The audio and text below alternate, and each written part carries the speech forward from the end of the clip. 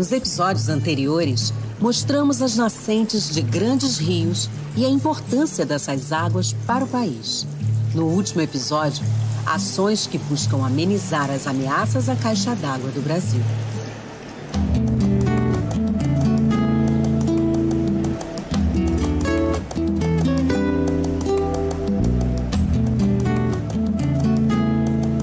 Plantadores de Água é um projeto que surgiu em 2019. Nós fizemos o primeiro plantio nessa área aqui mesmo e surgiu pela necessidade de estar buscando recuperar áreas e nascentes.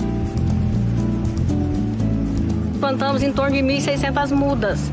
Aqui a gente tem um cajueiro, ele é oriundo do plantio direto, a gente plantou ele através de sementes.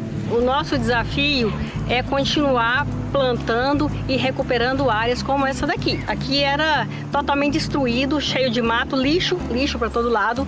E hoje vocês podem ver que já está surtindo resultado. Já tem árvores grandes e a população aos pouquinhos vai entendendo o que é o projeto. Aqui nós temos um angico, também foi plantado através de muda, também está dando muito certo. Já houve algumas mudanças, apesar que as plantas dos cerrados, elas demoram, é lenta o desenvolvimento dela. Nós já podemos observar de 2019 até hoje, nós já tivemos algumas mudanças aqui. Agora a gente está iniciando umas tentativas, uns estudos com plantio em núcleo. O plantio em núcleo nada mais é que um plantio adensado, imitando a regeneração natural da natureza mesmo, a forma que ela se regenera em ilhas de vegetação. O que a gente faz? A gente faz a roçagem desse núcleo, depois vem com a perfuração dos berços, vem sementes, tubérculos de raiz que vão rebrotar. Aqui hoje a gente vai introduzir algumas mudas de árvores nativas do cerrado dentro desse núcleo. A gente vai ter o jatobá, a aroeira pimenteira, a pata de vaca e também o ipê. Então, com tudo isso, vai criar uma condição um pouco melhor para elas se estabelecerem.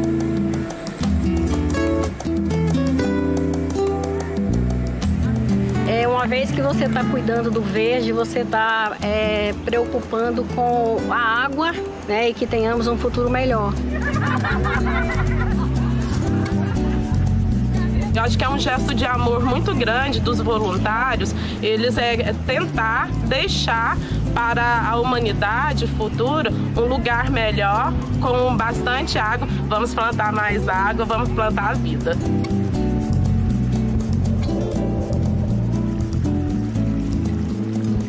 Essa nascente aqui, quando a gente chegou aqui, visivelmente estava bem mais degradada em volta e a gente percebeu também no entorno da nascente. Teve alguns olhos d'água que apareceram depois que a gente começou a mexer aqui no solo, começou a brotar água do solo. Essa água que não estava correndo antes, essa que a gente vê aqui do lado, agora está correndo. O solo está absorvendo mais água, então está dando certo. A nossa função aqui é essa, recuperar essa nascente. A gente já pode dizer que é uma nascente recuperada.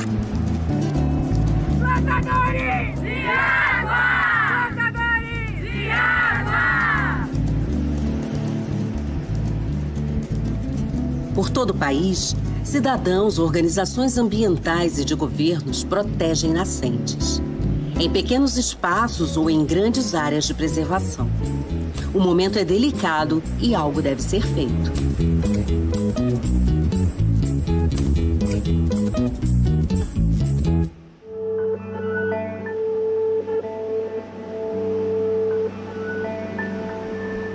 O primeiro passo da solução é a consciência do que está acontecendo. Nós temos, de fato, uma crise gravíssima do Brasil na água.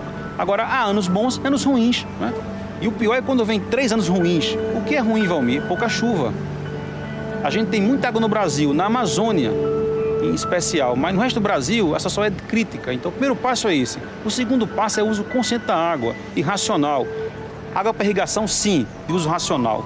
Água para indústria, sim, de uso racional. Água para o saneamento, sim, de uso racional. Água para o meio ambiente, sim, para garantir o ecossistema do rio. Então, eu acho que esses desafios passam por isso, essa consciência e pelo uso racional do recurso. Na política pública de recursos hídricos, existe um conceito moderno que é de segurança hídrica. A segurança hídrica, ela depende de 4 fatores. Água para abastecimento humano, para o desenvolvimento humano. Água para a agricultura, principalmente.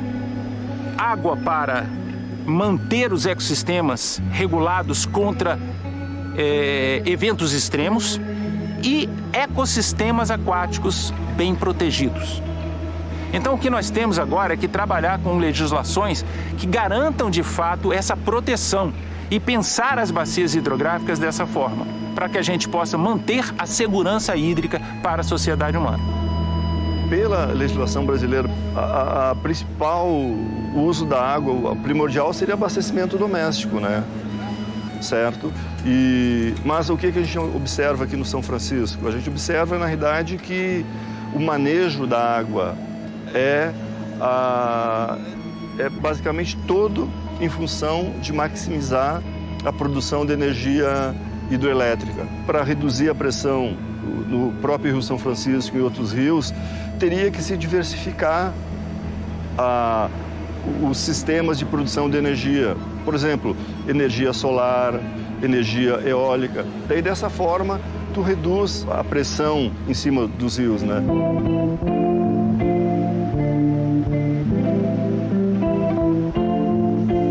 Hoje ainda é possível retornar se você fizer programas de reflorestamento, de restauração de áreas degradadas. Você consegue fazer com que o solo se torne permeável novamente e com isso você consiga abastecer os vários níveis de suporte do subsolo. As grandes funções da água, elas estão contidas no subsolo, na parte de baixo da superfície do terreno, no subsolo. Então ali é que mantém esse serviço de fornecimento de água e segurança hídrica. A segurança hídrica não está na superfície, está no subsolo.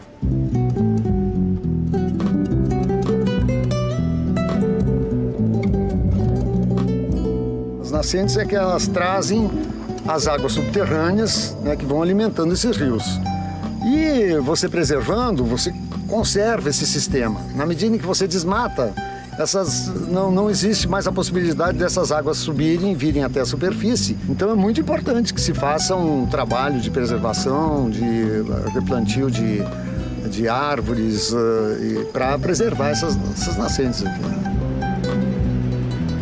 Quanto mais você preservar, quanto mais árvores tiver, mais isso aí fica retendo essas águas. Então é fundamental que se proteja as nascentes, né? Esse é um patrimônio dos mais importantes do Brasil.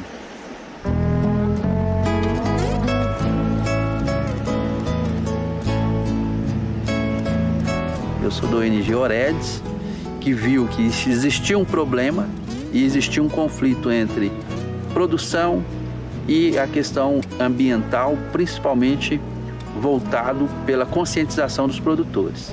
Então nós começamos a trabalhar os produtores para quê? Para que ocorra uma mudança de comportamento, para que eles vejam as questões ambientais como algo benéfico para ele e não um problema.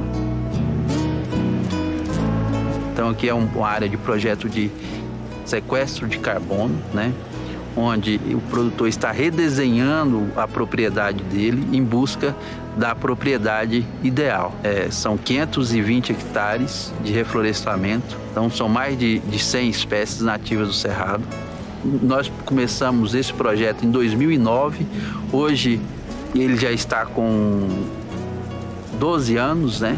12 anos de idade e ele vai crescer até 30 anos, então até 2040 a gente vai estar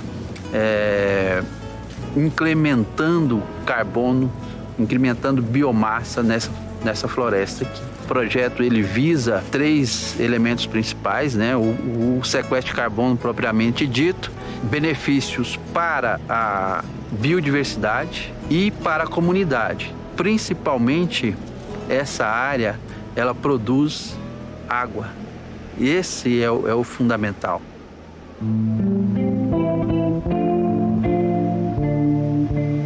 Pesquisadores, estudiosos e vários segmentos da sociedade indicam alternativas que possam amenizar a crise hídrica. A gente não está falando de retirar a agricultura do Cerrado. A gente está pensando em desenvolver um novo modelo de agricultura que seja adequado às condições do Cerrado e adequado também às condições de clima que nós vamos enfrentar. Então é possível conciliar conservação e produção.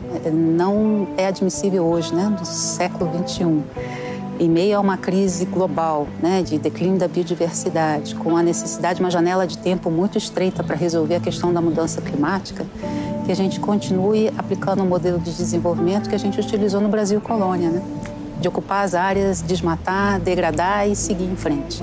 Então eu acho que é importante que a gente repense esse modelo, né, e parta para o modelo que a gente chama de paisagens multifuncionais, onde você possa agregar conservação com a parte de produção. Transformar o Brasil numa potência ambiental é possível, mas o primeiro passo importante é reduzir o desmatamento. Conservar também é produzir, né? Produzir de uma outra forma. O Brasil tem muitas iniciativas inovadoras de promoção de uma agricultura mais sustentável, mas isso precisa ganhar escala. A maior parte da ocupação agrícola do Cerrado é ainda em formas não muito sustentáveis. Mas tem um lado interessante, que o Brasil é um dos países do mundo com maior potencial de restauração ecológica dos ecossistemas, inclusive aqui do Cerrado.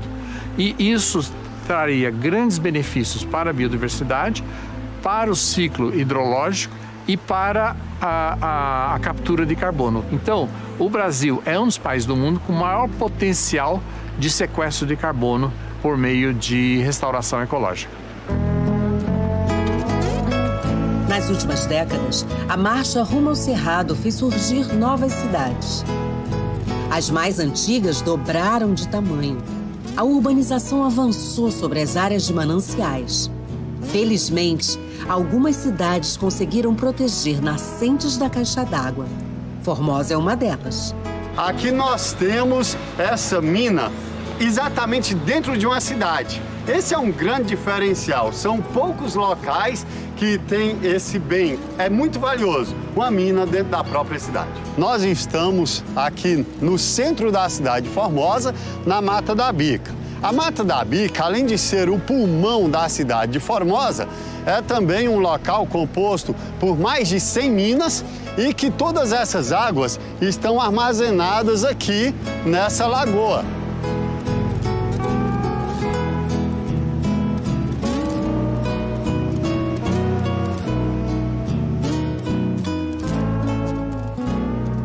Aqui nós podemos ver já uma confluência das minas, de todo esse solo hidromórfico que temos aqui, que vai encher também a Lagoa Feia, que vai para o Rio Preto e abastecer o Rio São Francisco. Essa água puríssima, podemos beber, eu próprio bebo dessa água sempre. Vim aqui na Bica e não tomar da água da Bica, eu não vim aqui na Bica.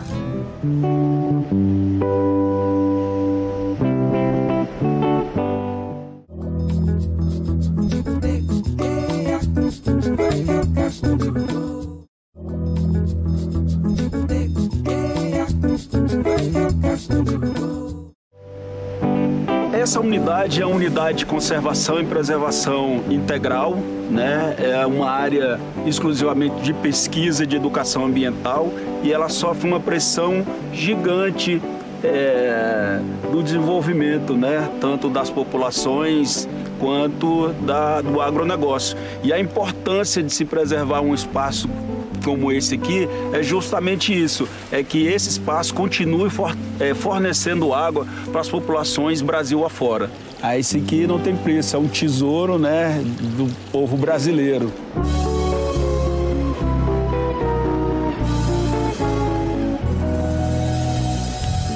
A gente tem uma legislação hoje ambiental florestal que já garante uma proteção, né, para as matas ciliares, para as áreas de preservação permanente. Mas o fato de termos aqui um parque nacional, uma unidade de conservação bem protegida e os proprietários da região, os moradores vendo, né, como isso influencia na quantidade e na qualidade da água que chega até eles, porque o parque é uma grande caixa d'água, né, com milhares de nascentes. Então, isso estimula para que eles também protejam as suas nascentes, protejam as suas matas ciliares, né?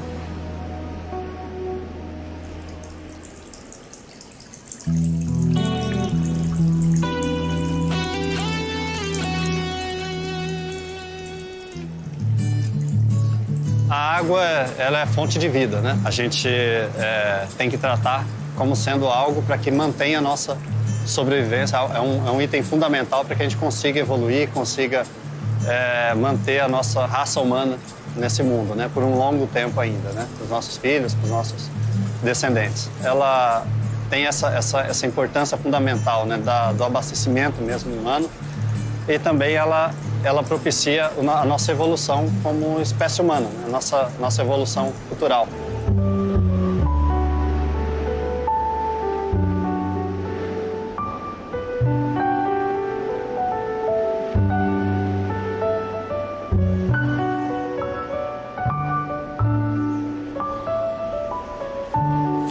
Então, aqui, eu costumo chamar esse lugar aqui de berçário cerrado, né? E aqui eu comecei a produzir algumas mudas daqui da região mesmo.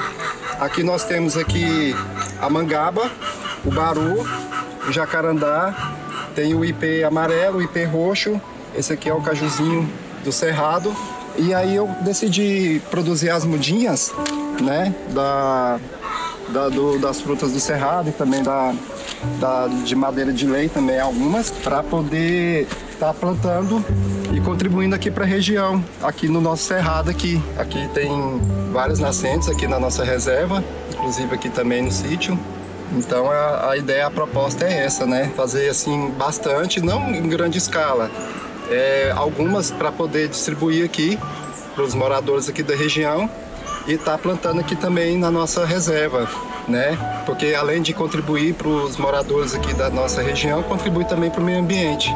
Eu gosto muito de pensar dessa forma assim, que a gente, além de transformar o mundo melhor para as pessoas, a gente pode transformar as pessoas melhores para o mundo. Preservar nascentes e cuidar da qualidade da água são gestos que valorizam a vida. Em Foz do Iguaçu, é rotina no Grande Lago de Itaipu.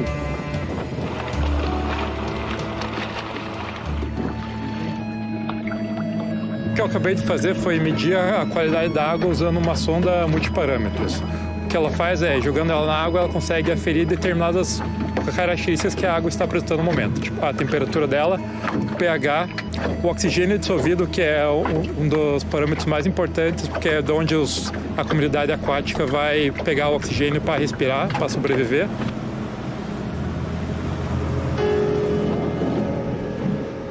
Estamos no reservatório de Itaipu, perto do Refúgio Biológico de Bela Vista, numa estação de monitoramento de qualidade da água. É uma estação automática e ela consegue, a cada 1 hora, ela joga a sonda na água e consegue medir os principais parâmetros da água. O monitoramento da qualidade da água é uma das ferramentas para garantir a segurança hídrica do reservatório, porque o reservatório não é só para gerar energia. Tem toda uma comunidade, uma grande comunidade das cidades em volta, e elas usam o reservatório tanto para recreação, quanto para dessedentação animal de toda a agropecuária, como também em vários pontos da cidade de Foz do Iguaçu é captada a água do reservatório, então ela também é utilizada para o abastecimento humano.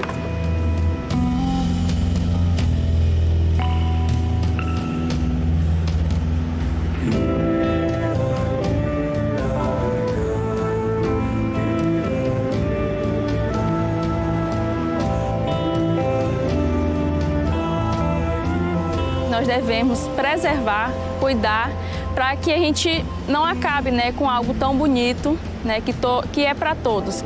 Falta palavras, né, para descrever a beleza, né, que nós temos aqui desses 2 rios. E também é fonte, né, de recurso para os ribeirinhos. Muitos utilizam o rio para poder se alimentar, né, da pesca, eles vivem da pesca.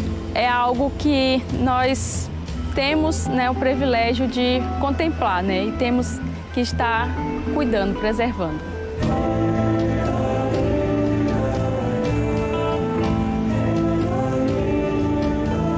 É importante que a gente entenda que a água é o nosso bem mais precioso, porque ela não é só a beleza, ela não é só a natureza, ela é a nossa própria vida. É importante proteger sempre as nascentes, porque as nascentes são o quê? são o berço dos rios. Todo rio tem uma nascente e são milhares de nascentes que a gente tem que proteger. É importante que a gente consiga fazer isso, para que a nossa geração, que já está destruindo, né, não cause um impacto muito mais forte nas gerações futuras. Porque água é vida, realmente é o que você tem de mais precioso nesse nosso planeta Terra.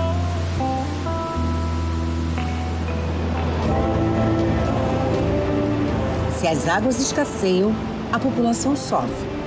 Quando os rios voltam a correr com força, a alegria retorna e a vida ganha novos contornos.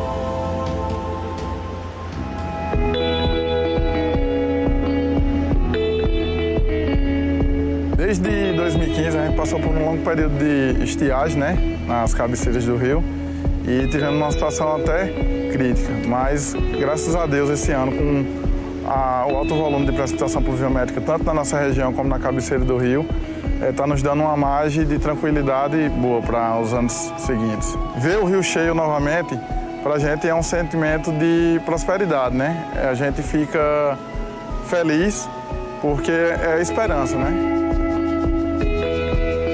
Graças a essas últimas chuvas que aconteceram aqui no sertão, o São Francisco voltou a ser o que era antes, a uma situação de 20 anos atrás, estamos vivendo hoje, e o São Francisco, graças a Deus, está vivo novamente e trazendo alegria para o sertão de Alagoas. O do São Francisco é o coração da nossa região, né? Se não fosse São Francisco, infelizmente, vida não existiria no sertão, né?